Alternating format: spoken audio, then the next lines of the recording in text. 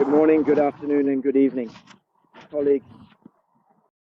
Today I want to bring up a topic where some inspectors wonder what happens when we have a test point and the cable is broken, damaged, and we can't measure the potentials.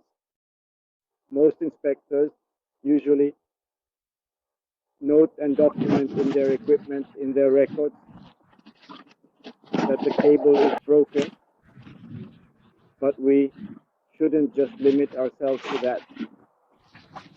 We need to take measurements with a remote cable carefully and in detail. Some of you might be wondering, well, Pedro, what do you mean by this?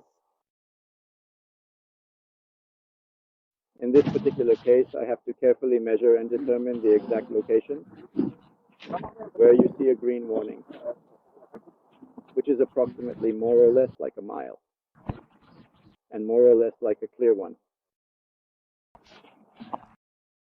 There is no other way but a remote cable, and for that, don't make it harder on yourselves, just use the iPack.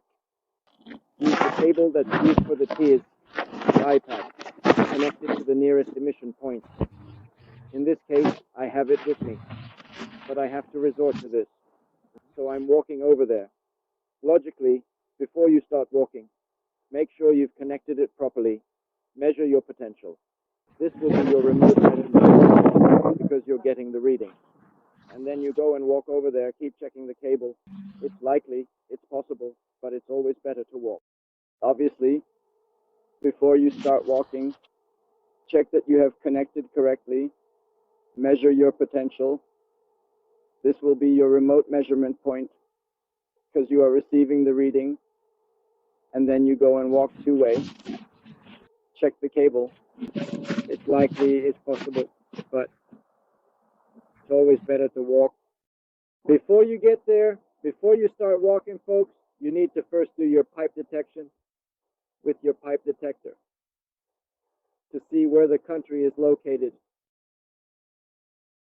These data loggers tell you very precisely the exact distance to the control point. So you can see the specific example to let me know exactly what current distance I'm currently at.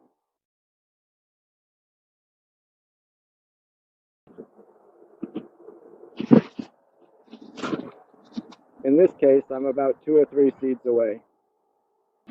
2 or 3 seeds. I have to walk that distance. Before that, I check because it tells me the distance I have left to the point every time I move forward. When I arrive, I do my theory detection. I know my flag or plate. And I take the potential measurements. That's how it should be done. We have to report a measurement, how the potential readings are, the faults. It's not an excuse that the cable is broken. Clients have to report to the security departments. They have to reflect a reading that later they have to repair the cable, put up a new pole, or install a new cap, of course. They will plan for it and do it. But we have to provide them with their reading. We have to give them their condition. We can't just limit ourselves to saying, no, red cable, damaged pipe, no cap, and use that reading. Again, a coffee with a little Glee Dark. I'm going to need it.